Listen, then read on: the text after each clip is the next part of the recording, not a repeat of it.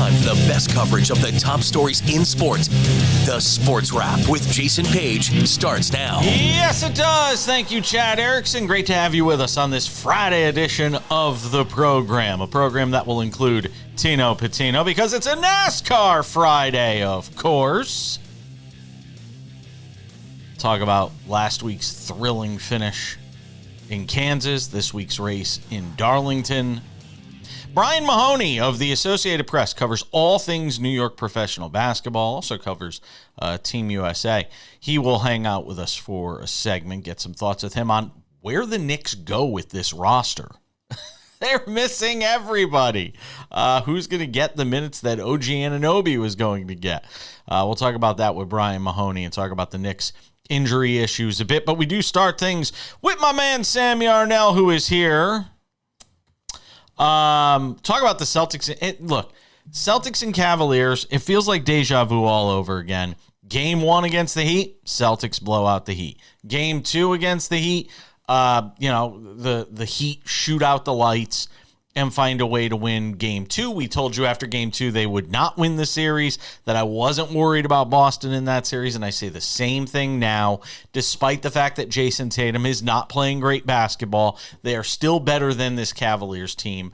I know this series goes back to Cleveland, a healthy Cleveland versus a Miami team that obviously was missing Jimmy Butler. But at the end of the day, ...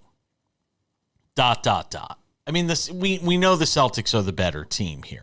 And for one day, people are going to hyperventilate and start questioning whether or not, is there a glitch in this roster? Is Joe Mazzulla the right guy to lead this team? Look, I don't think Joe Mazzulla is necessarily the greatest guy to lead this team, but he is the guy they have on the bench right now. I still think they can win a championship with Joe Mazzulla as the head coach. This is what the Celtics do. They coast at times. They sort of just look lackluster at times. And we saw it in Game 2 against Miami. We saw it in Game 2 last night. I'm not worried.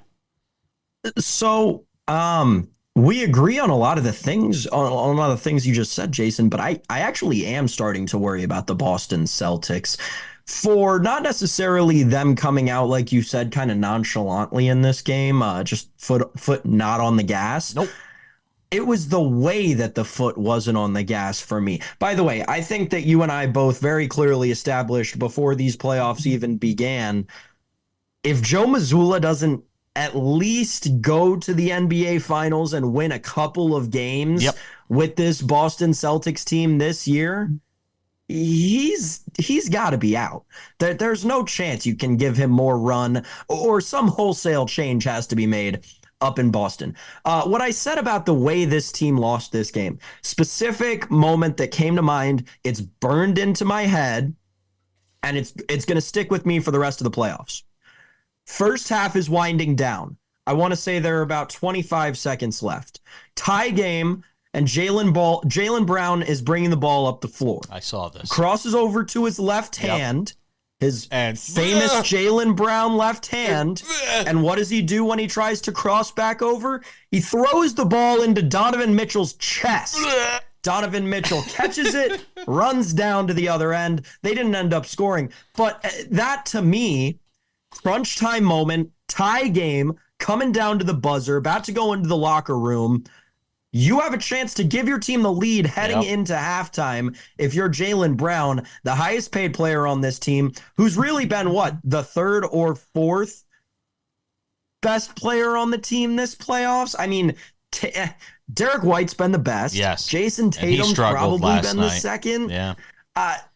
It's hard for me to start to rationalize all this with the Celtics, man. They got 3-point happy last night. They were contested threes. They were not taking good threes. There's a difference between jacking up threes and getting good shots in the flow of an offense.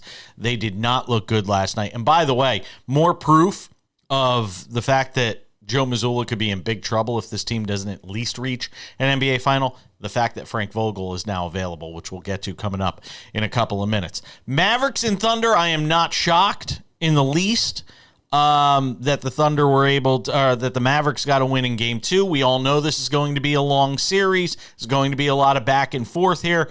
Both of these teams are obviously outstanding. I love either of them. whichever comes out. I think we're going to have a great Western Conference Finals regardless of which of these two teams comes out, but not surprising to see the Mavericks bounce back with a win last night. No, you're right. This is going to be a back and forth series. Obviously, the best moment of this game came in Luka Doncic's post-game press conference. If you don't know what I'm talking about, go look it up because we're not going to talk about it on this show. Why? We can talk about it. It was very simple. He was being asked a question, and then all of a sudden, it sounded like somebody opened up their phone to like whatever they were watching previously, and it was porn. It was there. There's no question. There's no question. That's what they were watching previously. That was my first thought. It's like, that's what you open your phone to at a never mind. Anyway, I'm worried about Kyrie Irving. While the Mavericks kind of cruised in this game, Kyrie was insanely quiet. He was. Shout out PJ Washington, Huge though. I mean, PJ Washington putting on a Superman cape. Yep. What a game from him. He and Luka combined for 58, I want to say. I think you're right. Definitely good job by PJ picking up where Kyrie couldn't. With the Kyrie Irving thing, though, I will say the 11 assists makes you feel a little bit better. He was getting it done in terms of playmaking. I'd like to see him score a little bit more as we go down into these playoffs deeper and deeper so that we know that there's a second, third option behind Luka Doncic. Because, Jason, what's the one thing that we talked about with this Mavericks team all season long? They are by far the most one-dimensional team in the NBA. Hope it doesn't come back to bite him, because there was a point in that game where it looked like Luka got hurt. And I mean, all of my hope for this team just fell right out of my heart. It was terrible, but glad to see Luka staying healthy. And if anything happens to him, that team is so gonna lose. Knicks are facing that with Jalen Brunson. They're so dependent on that guy. I'll also say this. Before the series started, I think I remember saying sprinkle on the Cavaliers at plus 1,200 to beat the Celtics in that series. That number now down to 680. Well, going into last night, they were 15-1. Yeah. Well, after game one, yeah. So, I'm just saying, if you did the sprinkle after, before the series started or after game one, you got a best of 5. And you have taken, look, I don't think they're going to win, but you should have jumped on it when we told you. You're at least in a way better hedge opportunity now. Hell yeah. Speaking of hedging, do we need to hedge on the Knicks? Do we need to start worrying about the Knicks, even up 2-0 against the Pacers? We'll talk about the Knicks' injury concerns on Sports Wrap next. Over 13 million Americans were affected by identity theft in 2022, and the threats go way beyond just credit card fraud. Today's identity thieves can use your information in ways that are easy to miss by just monitoring accounts and credit, like opening loans, transferring home titles, even committing crimes. Someone got my social security number, made a driver's license, and it was used for criminal activity. You can do so much with a social security number that I didn't know could happen. They drained my bank account. It was terrifying. You're even more vulnerable than you realize. Your information is exposed through online shopping, banking, even corporate data breaches. No wonder there's a new victim of identity theft every 3 seconds. Only LifeLock alerts you to the widest volume of threats all in one place, like someone trying to use your social security number, open a new loan in your name, or even commit a crime in your name. There was a big yes button and there was a big no button. I clicked, "That's not me," and LifeLock took it from there. If you become a victim of identity theft, a dedicated U.S.-based restoration specialist will be assigned to your case and work to fix the issue on your behalf. If something happens, you have somebody fighting for you. All LifeLock members are backed by the LifeLock $1 Million Protection Package, including reimbursement for stolen funds, personal expenses, and coverage for lawyers and experts up to $1 million. It can be dangerously easy to steal your identity. With LifeLock, it's easy to help protect yourself. I will be with LifeLock forever. Join the millions of people already protected by LifeLock. And for a limited time, save 25% on your first year with promo code 25TV. All plans include a 60-day money-back guarantee. Call 800-710-7531 or visit lifelock.com/25TV to save 25% on your first year of identity theft protection. Enroll now. Attention families with a loved one in a nursing home. If your loved one has suffered from bed sores, falls, broken bones, dehydration, or even death, you may be entitled to a substantial settlement. If you have a loved one who is injured in a nursing home, we will find out what happened. State violations are found against nursing homes every day. You have a limited time to file your claim, so don't wait. Call 800-398-5999 and speak with one of our attorneys. The call is confidential and free.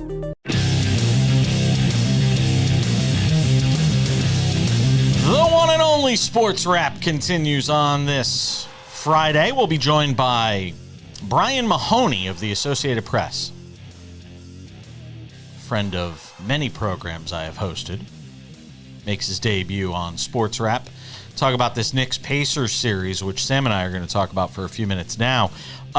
Knicks injuries mounting, not a surprise given the fact that we knew it was a hamstring injury, that OG Anunoby will not play in Game 3 in Indiana on Friday night. And there's a very strong possibility he does not play in Game 4 of this series. Usually they talk about this being, a 2-week sort of thing if it's the light hamstring strain. And the way he pulled up lame, you certainly have to worry about whether or not we see OG Anunoby again in this series. And if that's the case, despite the fact that they're up 2-0 on a Pacers team that hasn't figured out how to defend Jalen Brunson and hasn't gotten the benefit of some calls, I think some people would argue, you have to wonder, can the Pacers still win this series, Sam?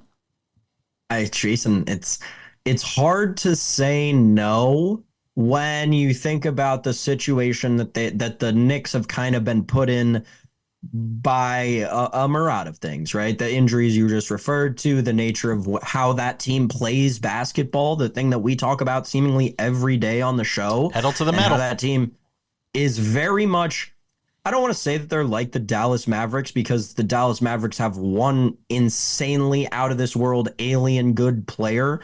But they've got a lot of depth and they'll rotate the bench. The Knicks have a few very good players, but they don't rotate the bench at all. So I'm very nervous, right? Because now this is exactly what you and I talked about at the beginning of April, in late March, when the Knicks were really hot. And I was sitting here trying to tell you, the Knicks fan, hey, this is great. They're playing really good basketball, but we know how Tibbs coaches, and we know that his star players and best producers are prone to injury in the playoffs because they're playing a lot more under much brighter lights and a much more heavy pressure environment.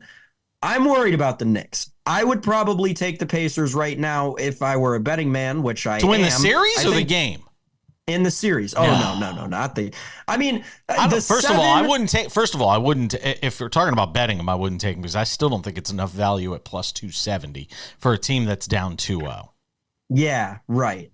So I would actually probably get more into it, and I haven't looked at these prices. I will in just a second, but I'd get more into a Pacers in 7, Pacers in 6. I'd probably be more key on the Pacers in 7 right now, just because I think that this is going to turn into a long series if these injuries do become, 3-game injuries. Again, with the 7 tonight, I don't like that line, and I really don't like that line because that was the line when it came out when we thought these players were going to be injured, but as that news was confirmed, it hasn't moved an inch. Well, the Knicks right now have Jalen Brunson listed as questionable. I think he'll play tonight. I'd be shocked if he wasn't on the court tonight. Me too. For that game. If the line is 7, as you say it is, I haven't looked at the line for the game, I'd take the Knicks because they play close games. Not necessarily because I think they win tonight. They just play close games. So I find it hard to believe they get blown out tonight in that game. But we'll have to wait and see. All right. The other big news. I'd probably play the under. Under might be a good pick. Frank Vogel fired in Phoenix as head coach of the Suns. Obviously the fall guy for what has been a flawed roster, a poorly compositioned roster. Frank Vogel winds up taking the fall. He will be a head coach again somewhere else. Who knows? Maybe Boston, if the Celtics don't reach their full potential.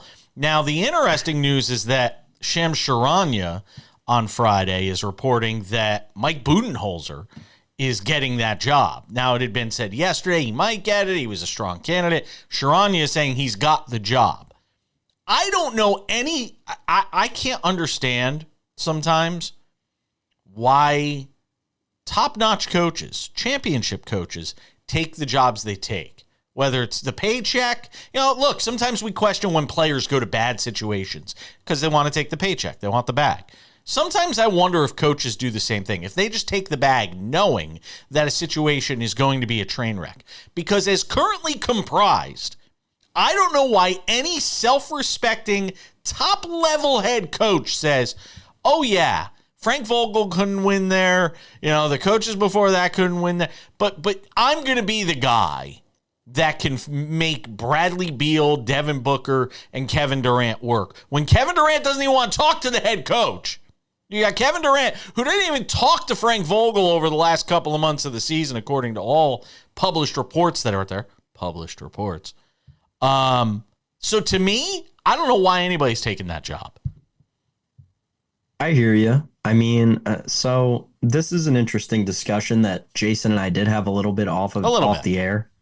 I think that they've got it's very obvious this team needs to make wholesale changes. My estimation or my understanding of what this move is to bring in Budenholzer, of all the potential coaching candidates that we have across the NBA, to choose Budenholzer or to make him the front runner, leading whatever. If the news is broken by now, he's the head coach. It felt so clear and obvious to me when this season ended for this Suns team. Okay, blow it up. That's fine. Go back to the world where Devin Booker's the face of your franchise. At this point, you're probably not getting out of that Bradley Beal contract. Hey, shout out the Washington Wizards. I mean, what a galaxy brain move. No trade clause and then pass it off on another team right when he gets terrible. I love it. You're not getting out of the Beal deal. You need to keep Devin Booker. He's the face of your franchise.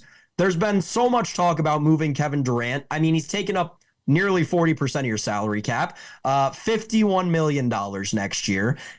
That's the only answer to me. You move off of the Durant contract, you move off of the Nurkic contract, you build whatever you can out of Beal and Booker and around them, and maybe you become a team that gets to the Western Conference semis next year. Yeah, I think they're going to have a hard time moving those contracts.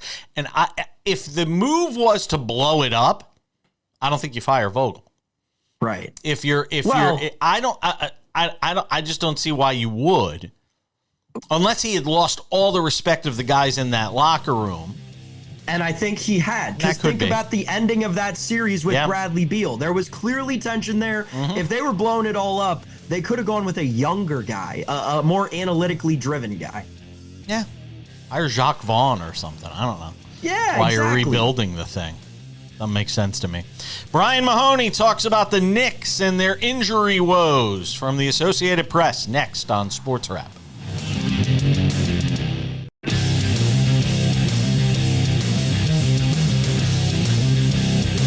Sports Wrap continues. Good to have you with us on this Friday edition of the show. We've talked about the Cavaliers getting their win, the Mavericks also evening up their series. Now we talk about the Knicks and the Pacers in Indiana on Friday night for Game 3 of that series with Brian Mahoney, who does a terrific job with the Associated Press covering all things New York basketball, hangs out with us on the show. All right. I mean, look, the Anunoby injury, forget Game 3, obviously. They got to just hope they can get him back for Game 4, and that seems like a long shot with this kind of hamstring injury, doesn't it? It does. The way he sort of limped off, that looked concerning, and, hamstrings don't exactly get better in 2 days, 3 days. So, yeah, I worry about how soon, they'd see him at all. And he's enormous for them. You just look at the record when he plays versus when he doesn't. He's got to be out there for them to win. It feels like the team was very mum and very secretive about the foot injury for Jalen Brunson, which was bizarre. The way the whole thing played out, because it looked like he got hit in the groin, and that's what he's holding on to. And then we find out at the half that it's a foot injury. Has anybody been really able to discern what the actual injury is and how they've gotten away with being so secretive about it? No, we were able to sort of find the clip of the play where he sort of waved for a substitution, but it's hard to see what the injury was. You didn't really see anything there. But yes, as you mentioned earlier on in the first quarter, he was hit. He was holding, the area up by his groin. So we assumed that was the injury. And then they said the foot. But no, he didn't specify. The Knicks didn't specify. So how hurt he is, how hurt he was at the time, there's really, at this point, no way of knowing for sure. Yeah, and obviously, as big as Anunoby is, Brunson is the straw sort of that stirs the drink here. But Anunoby, to go back to him for a second here, Anunoby is enormous. As much as they talk about Julius Randle and what his loss meant to this team, and obviously another scoring threat, and it makes it tougher for teams to defend this Knicks roster from an offensive standpoint. Anunoby, if you look at their splits with him in the lineup and out, it's a big difference. Huge. And it's one of those, when they got him in right around the new year, everybody was excited from the Knicks fan point. And I said, okay, he's a guy who's going to make some threes. He'll score 13 a game, maybe play great defense. That's all they need at the time. But then you lose Randall, you lose some other guys. And hey, he had 28 points the other night. He was, outside of Brunson, the dominant player on the floor, and maybe for the whole game he was, since Brunson missed the second quarter. So, he's doing way more than he was expected to do, and now to replace on both ends of the floor, when you only have so many guys, that's troublesome. Well, here's and this brings us to that question. I'm glad you bring this up. So many guys, only have so many guys. No, they have like 12 guys on the team, and they only play like 7 of them, Brian. So, look, at some point, do we have to start, as much as we want to sit here and throw flowers in Tom Thibodeau's direction for the fact that he's got this team in this position and they're taking New York on this magical ride, there has to be some flexibility now when it comes to this roster, because you don't have Anunoby, you don't have Mitchell Robinson, you obviously don't have Randall. There's got to be some flexibility and a willingness to give these guys a shot to do something for at least 4 or 5 minutes to give these guys a blow. Yeah, at this point, he doesn't have a choice, you would think. But the problem here is, you look at a team like Indiana. Indiana's playing 9 guys, which is about as deep in the playoffs as you'll go. Playing. Now, the Knicks have lost now, maybe 4 guys who are really important. So you'd have to be talking about going to like your 12th or 13th man and just no team's going to play those guys. They're NBA players, but they're not second-round playoff players. So I don't even know who's Thibodeau supposed to go to. It's sort of too late now at this point. Is it Kevin Knox? Is it Sims? Sims is going to have to play, I think, now. If Anunoby is out, Hartenstein's got to come off the floor at some point. They'll start it, or play at Preston Achua a lot, but I think you got to get in. Alec Burks? Alec Burks probably going to play a couple minutes. Unfortunately for the Knicks, he's, when they traded for him, they thought he was going to be, he played great his last stint in New York. He hasn't played well this time, so maybe he'll get a shot now. How much are people at least questioning the idea that the reason you're having all these injuries is because of the heavy minutes load?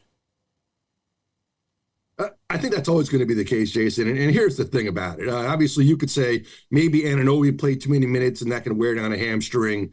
Maybe Mitchell Robinson played. But, look, it's Bogdanovich was hurt on a guy falling on his ankle. Julius Randle was hurt on a guy flipping, guy taking a charge and laying on his shoulder. These are not injuries that you could play 2 minutes and get hurt. So the bottom line is the guys who believe in Thibodeau are not going to question it. The guys who question him are going to say, here's what always happens. He overplays his guys and they got hurt. So it's whatever side you land on with him, I think. How special a player is Josh Hart to talk about minutes? A guy who is literally playing every minute of every game, it feels like, in this postseason. I think 3 of the last 4 games he has played every minute. We talk about what Anunoby has meant. I don't know if people could have anticipated that Josh Hart would be as big and vital a player for this team as he's been. No, impossible to think. This is a guy who's on his 4th team. He's supposed to be backing up Julius Randle or OG Anunoby. He's not supposed to be starting and playing all 48 minutes. So, he's undersized in his matchups a lot of times. He's just finding a way to get to the ball. Yeah, I mean, they're lucky to have a guy like that who can handle the workload and is doing more than you would think he's supposed to be doing in that workload. I say it all the time. Winning in the postseason comes down to having at least one or two guys that play way over whatever their regular season numbers are. And the Knicks have a couple of those guys right now, and Josh Hart is obviously one of them. Even Brunson, for as good as he's been in the regular season, is playing above that level. Let's assume they get by here with Indiana and get onto a conference final, presumably against Boston, who lost last night, obviously, but I think is still a prohibitive favorite to come out of that series. How do you think they match up with Boston, assuming they can get Anunoby back? If they get Anunoby back, I would give them a chance to compete in that series. It's sort of too bad. We'll never know. This happens obviously with teams every year, but when they made the moves they made, getting Anunoby and then making the trade, getting Bogdanovich off the bench, I thought this was the only team that could really in the East give Boston a run. Even back then, we didn't know Milwaukee was going to turn out the way they did, but I thought the Knicks were building something that was going to be competitive. And then you lose Randall, you lose some of the other guys they have. I'm not sure at this point they can still get through this round, even up 2-0. If Anunoby is out, if he does come back and they get through, I think they'll still test Boston, but not to the extent I think they could have. Well, between the Knicks and Rangers, those two teams are taking New York on a hell of a ride right now. Brian Mahoney does a terrific job, Associated Press, on all things NBA in New York. Thank you, my friend. I appreciate it. Thanks, Jason. Don't go anywhere. More sports wrap on this Friday. Attention families with a loved one in a nursing home. If your loved one has suffered from bed sores, falls, broken bones, dehydration, or even death, you may be entitled to a substantial settlement. If you have a loved one who is injured in a nursing home, we will find out what happened. State violations are found against nursing homes every day. You have a limited time to file your claim, so don't wait. Call 800-398-5999 and speak with one of our attorneys. The call is confidential and free.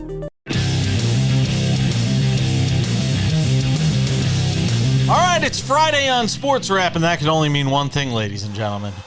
It's a NASCAR Friday with Tino Pattigno, ladies and gentlemen. Let's go! Still obviously energized from what we saw last Sunday in Kansas. Man, wild finish to the Advent Health 400. There with Kyle Larson getting the win. And look, I mean, we can talk about that, but this crazy finish where he basically won by, the chrome on the front of the car. But we have to start talking about this NASCAR season in the context of it potentially being the best ever. What are we, 40% through the season, 30% through the season? Is it right now the best ever? That's the question, and that's the narrative that I'm trying to push as well, because I feel like, to me, I've watched a lot of NASCAR races, a lot of NASCAR seasons, and although it may not be, I'm 20-something years old, it may not be, as many as the longtime NASCAR fans, but I know enough about the sport to say the fact that we have had 3 races that pop into my mind: last weekend at Kansas, Atlanta, which was a 3-wide photo finish, Bristol with the high tire wear that no one was expecting. Those 3 races to me are all-time races. And it's happening all in the same first portion of a season. Yes, there are racetracks where the car needs to improve at road courses, super speedways, etc. I'm aware of that. But at the same time, I'm excited because this is, at least right now, a good stretch of races we have ahead of us with Darlington, Charlotte. The All-Star race is going to be special as well. So to me, where we're at right now, I think it can at least be in the conversation of, could this be the best season ever? Right now, I'm going to say, yes, I think it can be. It has the potential to be there. Based off of what I just said, having 3 races with photo finishes, the closest finish in NASCAR history. And then, a few weeks earlier in the year, we had a 3-wide finish that was the 3rd and 4th closest finish of the year. So to me, I just feel like that and the racing product that we have seen recently out of this next-gen car has been spectacular, and I think it needs to be at least in the conversation. Well, before we get to Darlington, what stands out to you from that race last week, outside of obviously the photo finish, everything that sort of led up to that? That was the biggest thing, Jason. Like the fact that we had good racing before that, because you can have a, not so good race. It was an overtime finish and muster out a photo finish like that. It was good racing for the lead. And I think that's what people want to see the most. You can have battles all throughout the pack, throughout an entire race. But when you have two guys like Denny Hamlin and Chris Buescher battling for, it looked like 25 to 35 laps, jockeying for the first place position, whether they'd go low or go high or run the high line. And Kansas, it just produces such great racing product. We talked about that leading into that race weekend, and I think that just goes to show that at intermediate style tracks, this next gen car flourishes, and the racing product in itself. And it was in the beginning of the race too, we saw it, and then at the end when it went from day to night, we saw different guys, comers and goers. And I think to me, it wasn't just the Toyotas, it was the Fords and Chevys in the mix as well. And that was what really was special, was the fact that we had a bunch of guys in contention for the win, and trying to lead laps as well. Talk about this week's race in Darlington here for a couple of minutes. Obviously, Kyle Larson, the favorite at 400, Denny Hamlin at 450. This according to FanDuel. Martin Truex Jr. at 650. William Byron, the winner in Darlington last year at the Goodyear 400. So obviously, you can't discount him. Surprising that he's plus 800. Does that feel like there's some value there? It does, for sure, because he is big time Byron. He always wins these type of racetracks where it's like Martinsville, he won Hendrick's 40th anniversary, he won the Daytona 500. Like you mentioned, Darlington is a pristine track, so I expect him to go out and have a strong run here. He's been struggling a little bit recently in terms of just not being the William Byron we saw in the beginning half of the season. But I think it's also very hard to win this race twice because of how hard and unique this racetrack is. What is it about this race? That's what I was going to ask you. Talk a little bit about this track. So this is a most important thing to note, is that it is probably the most unique racetrack on the schedule, and also the hardest, because you need experience to run well here, and the two turns are different. There's literally turns 1 and 2 are larger than turns 3 and 4, and by that, you have to shoot into the corner aiming to hit the wall, because at that point you're racing as high as you can on the high side, running your car up along the fence, gaining the most speed off of corner exit. We saw that at Kansas, but Darlington's a lot more narrow. And so if you mess up, you will hit the wall and you will hurt your chances to win. But at the same time, they call it the Darlington stripe, where guys are running so high against the wall, they're scraping the paint off their car. And that is okay, because if you're doing that, you're racing and you're getting the most speed possible out of the car throughout this one. They call Darlington the lady in black because, you got to tangle with her. You got to get the most. The tire is going to be at a high. And I think, the drivers that succeed at this track are the old guys. All right. I got a minute here. So tell me who you like and maybe potentially some underdogs. All right, well, Martin Truex Jr., we've been on him for a couple weeks. In the last 6 races at this track, he's led 470 laps with 2 top 5s and 1 win. Now, he's been unlucky here recently, but this season, he's had back-to-back top 5 finishes. I think he's due for a win, and we've been on him. He almost won at Kansas. He would have won at Kansas had a caution not come out at the end, and that caution was for Kyle Busch. He's going to be an underdog play in this one, plus 1,400. Now, in the beginning of this year, he's only had 2 top 10s throughout the first 10 races. Well, in the last 4, 3 top 10s, including, running up there in the position to potentially get a win. He started on the pole at Dover. That car and that team, maybe they don't have speed, but Kyle Busch has speed, and he's bringing it recently. I want to get ahead and win at Kyle Busch. That's plus 1,400. He's ran in the top 6 in the last 4 races at Darlington. And for a little bit more value as well, Chase Elliott plus 1,300. He'll have the long run speed, and he has 2 third-place finishes, 2 fifth-place finishes, a win in the last 6 races, and Ross Chastain will be the guy that comes out fast out of the gate, plus 1,300 as well in this one. Wow, that was a lot. Tino, we'll see you later. Are you or a loved one dealing with an addiction? Call now to receive this free book to help fight common misconceptions about addiction and rehab. You'll learn why rehab is beneficial and necessary for the road to recovery. Tips for choosing the right facility, the costs and payment options available to you, and what to expect. This free book will guide you through the many questions you have about staying sober and finding the right help. Discover topics like a family's role in addiction and recovery, repairing relationships, and how to stay sober after rehab. The path to recovery isn't easy, but we're here to show you that there is help available and that you're not alone in this fight. Please call today and get this free book to rediscover hope and sobriety. Life is precious. Let us send this free book to show you hope does exist. Your call is confidential and there is no obligation. 800-825-1596, 800-825-1596.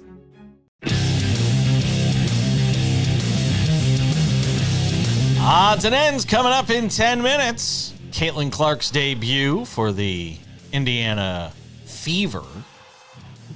Preseason home debut. Why it's getting rave reviews. Not necessarily for the reason you would think, but we'll explain. Also, Paul Skeens makes his debut for the Pirates on Saturday, and Sam Yarnell has something to say about it.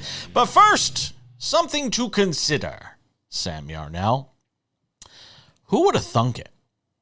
Netflix said it wasn't going to get into the live sports game. Netflix had made it very clear they weren't going to do like regular live sports. Yeah, they do the one-offs, the Jake Paul fight against Mike Tyson, a boxing match, that whole thing, or the tennis between Nadal and who did he play? Alcaraz in Vegas. All of that good stuff. But they weren't going to get into the regular sports thing. Then they go and do a deal with WWE for Monday Night Raw, which will begin in January of 2025 over on Netflix. Now comes word, dun, dun, dun, dun, jang, jang, jang, jang, that they are in talks with the NFL for a deal to air the Christmas Day NFL games. Sorry, NBA. You can no longer have the Christmas Day action all to yourself. That there's talks of a I think $2.6 billion deal. I don't know, but it's some insane amount of money that Netflix is going to pay to put the NFL on Netflix. So who knows? Yeah. I just eventually you're gonna have 7 different things to watch all these NFL games. If you didn't think that the Tom Brady roast went well, I think it may have. They're ready to shell out $2 billion just less than a week later. You think the Tom Brady roast may have been kind of a let's gauge how many NFL fans we can draw to our platform without putting a ton of publicity about something, and it blew up. So now imagine if they actually get all the publicity that they're going to have these marquee games on Christmas Day, which I think it's an important point that you alluded to, Jason. The NFL does rule all. They are now at this point stealing holidays not only away from religious establishments, but now also other leagues. Yep, a truly impressive feat by the NFL. They do rule all. This is wild. I mean, what are we going to have next? The Hulu has live they're going to be players getting Hulu tattoos when there's a Hulu live game. Maybe that's what, how in the post-game interview on Thanksgiving Day, they give the players the turkey leg. Maybe in the post-game interview on the first Hulu game, they give the player a Hulu tattoo live and in person. I'm going to tell you, you know who really dislikes this stuff? When we talk about this, when we talk about Amazon potentially taking over on the NBA front and doing a deal with the NBA, which we'll talk about in a second. You know who hates this stuff? Nielsen. You know when you get the phone call, hey, will you be a ratings person for us? And can we give you a box, or can we make you a tester for us? Nielsen's going to hate this because this threatens Nielsen's survival as it pertains to measurement of who's watching games. Because when it comes to things like Netflix and Hulu and Apple TV and all this, they just tell you, hey, this is who's watching. We have a hard number of how many households, how many boxes we have that are watching. The Nielsen model, which, by the way, is an enormous racket. They charge. And I know, as somebody who is a distributor of content and holds the rights to his own TV show, how much Nielsen gouges you in order to get their service. This threatens them in a big way. the idea of these streaming services jumping in the way they have, the Peacocks of the world and all that, because they basically can jump right over Nielsen in those cases. So that's a big problem for them. So that's interesting because, something that Jason and I, and this may be a little too nuts and bolts and in the weeds of the baseball content industry, sure, but something that Jason and I talk about frequently off air is exactly this kind of thing. And with Nielsen ratings, they'll adjust their rating scale. I believe it's every 8 years or so to try and reevaluate how to take in all these viewers from all these different platforms, especially in the day and age where you have your YouTube TVs, your Hulu Live TVs, and these people watching cable not through a cable box. So they're actually, I think, due for one of those revamps of their calculation system either this year or next year. It's either 24 or 25, maybe 26. Mm-hmm. It's very interesting to me. It will be very interesting to me to see how they do that in an era where we're having live baseball on Apple TV every week. We're having NFL games potentially on Netflix. It'll be interesting. There is a belief that this is why the NFL pushed back the schedule release, that this Netflix deal is the reason why we're not hearing a lot about it. Just a minute left in this segment. The other thing to start talking about is what's going to happen with this NBA rights deal that's supposedly going to be about $7 billion in total going into the NBA coffers. David Zaslav, who runs Warner Sports, Warner in general, Time Warner, which obviously holds the rights through the TNT deal, is saying, not so fast, Lee Harvey. We may wind up still keeping the NBA deal. They have options. Yes, NBC could come in with a massive offer and wind up keeping or wind up stealing some of the NBA package from TNT. But Amazon Prime is talking about jumping in with a $1.8 billion offer. TNT could match that and still keep the NBA. They just may not have it for 2 or 3 nights a week. We're going to see all that I'm thinking about when I hear this, Jason. Salary cap's going to go up. Yep. Supermax contracts are going to get way bigger than they already are. We're coming back with odds and ends. Don't you go anywhere.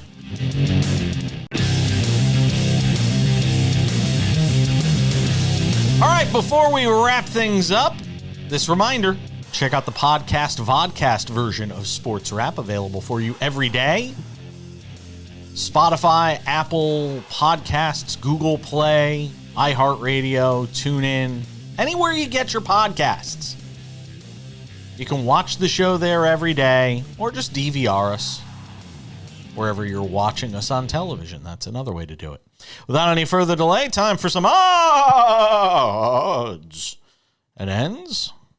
Odds and ends, Sam Yarnell. I'll tell you, the end of days of small crowds, paltry crowds, going to games in Indiana, in Indianapolis to watch the Indiana Fever. Preseason game number 1 of the Caitlin Clark era on Thursday night. The team averages about 4,000 fans a game during the regular season last year. For preseason game number 1, how many fans showed up?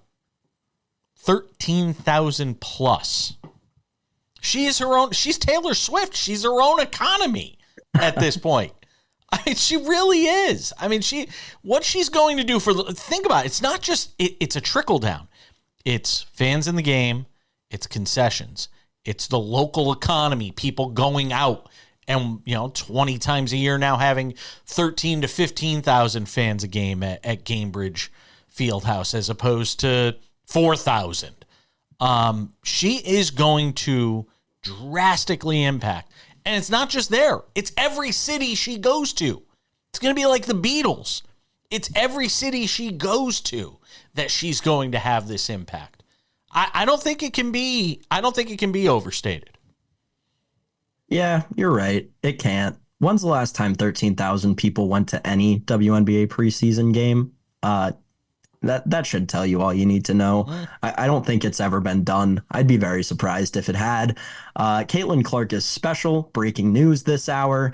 And she only had like 13 points. She had a decent game last night, but you it wasn't knew she anything wasn't crazy. even going to play the whole game. No. Like, she wasn't even going to be on a regular minutes. This is a woman who was playing college basketball like 3 months ago. Come on, what are we talking about? She's basically playing this year. If you actually think about it, she will be playing this year the equivalent of an NBA schedule. Because she's going to play, because she played all those college games, and then she's going to have another 40 plus or 40 some odd for Indiana. She's basically going to play she's going to play more basketball this year than she's ever played in her life. Yeah, and that's very rare. Could be the Olympics especially too. When you go from the collegiate level straight to the top tier professional level. Like in baseball, that's something you'll see frequently with a draft in July or late June. You'll see players play 70 games in a college season and then turn around and play 65 in a minor league season. It's very interesting. Caitlin Clark is doing that times 10, and she's going to play 2 full seasons worth of basketball in 10 months. I mean, come on. The name of the segment is Odds and Ends, but let's also call it Odds and Ends and Beginnings. Congratulations, City of Toronto. They have been awarded the WNBA's 14th franchise as the WNBA expands into Canada. Everybody thought that could happen. That is being reported on Friday as well. Also, odds and ends and beginnings, Paul Skeens makes his major league debut on Saturday against the Chicago Cubs in Pittsburgh. Pirates fans get excited. This kid has a huge arm, rocketed up through the minor league system. And Sam Yarnell has some prop betting for you for Paul Skeens' debut. I mean, folks, it's just an interesting development on the Paul Skeens front. Listen, this is a guy who, I've watched him pitch for the better part of 4 years now, from when he was at Air Force to the transfer to LSU, to the College World Series victory, to being drafted #1 overall less than 2 years ago. Less than a year ago. My bad. Paul Skeens is a special talent. I think he will probably be Strasburg-esque. It seems like that's a lot of what the comparisons are on a professional level. Electric fastball, huge righty, stands tall on the mound. I think he's like 6'6", 250. Now, from the odds perspective, this is a guy who's been the story of baseball throughout his minor leagues. They have built him up in terms of innings. He started the season not going more than 3 2/3, and he was striking out 6 and 7 guys then. And then they finally built him out. I think his last appearance in Indianapolis, he went either 5 or 6 innings and struck out 8. Now we talk about the K-prop, because in the Vegas and betting world, this has been a huge hot topic of conversation since we knew his debut would be on Saturday. And it was a very interesting morning. So full transparency here, as most of you know, Jason and I taped this show during the day. This morning, Friday morning, there was the FanDuel had released a K-prop for Paul Skeens. It dropped at 5.5 with juice to the over right around 9 o'clock in the morning on the East Coast on Friday. By 9:40, that number had moved a full strikeout to 6.5 with juice now to the under. So I was able to get plus money on the over at around 9:40 a.m. Eastern on Friday. Now, at last check around noon on Friday, that number was still 6.5, but even juice both ways. It is skyrocketing. It is going up incredibly fast for a pitcher strikeout prop. Bet it while you can, whatever number you see. I would recommend taking the over. I think Paul Skeens is going to shine on Saturday afternoon against the Cubs. I certainly hope he does, because the Pirates could use it. That's going to wrap it up for this Friday edition of the show. I am headed to Vegas for the weekend. Hopefully I don't lose my shirt. We'll be back on Monday. Enjoy the best Paul Skeens prop. Enjoy the weekend edition of Sports Wrap where it's available. Thank you to Brian Mahoney. Thank you to Tino Pattigno. That does it for us. We'll see you back here on Monday.